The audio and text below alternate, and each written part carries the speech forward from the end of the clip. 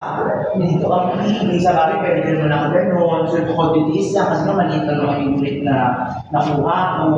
So, dito lang sa sigat, dito ka manunood. Eh, paano ko gusto kong gawin, no? Pwede naman po. O mas maganda sa kwarto para hindi matakot ng mga bisita. Pwede naman. Kasi nagpa-paint ko ako na ano, yung tsura ko, yung picture ko na nakaganon. So, parang nakang-painting na ano, na maganda. So, gusto ko sana edad maglagay. So, maganda siya edad. Maganda din.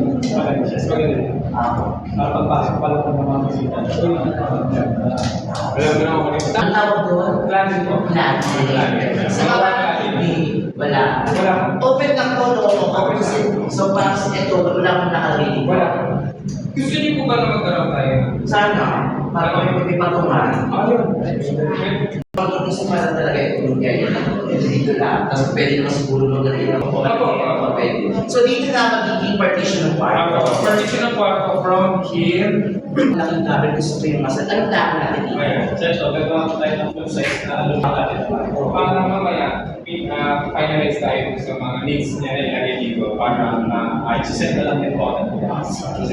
Sige. Ako naman lang, yung feeling ko, wala ka ng hindi sa kanila nabigyan ng ating nakikita.